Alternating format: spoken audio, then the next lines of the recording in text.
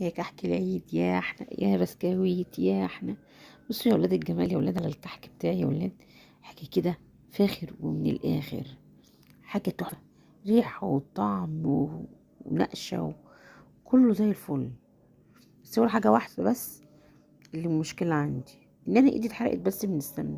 بس عادي، ايه المشكله يعني؟ الحمد لله، قدر الله وما شاء فعل. حبه كحك بقى يستاهلوا بقكم، مسمين نباتي، بس طلع 10/10. تنسيش اللايك والمتابعة والشير، وصلوا على الرسول في الكومنتات. بحبكم في الله.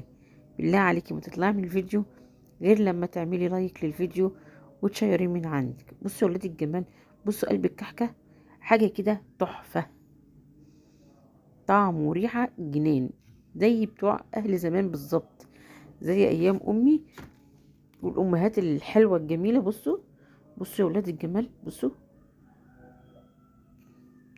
10/10، 10/10. هما 2 كيلو بس، بسم الله ما شاء الله، رموا حلو. يعني ال2 كيلو دي عملوا 4 كيلو كحك، او 4 الا شوية كحك. وفري واعملي بيتك، ما تشتروش من بره. يلا سلام، بحبكم في الله.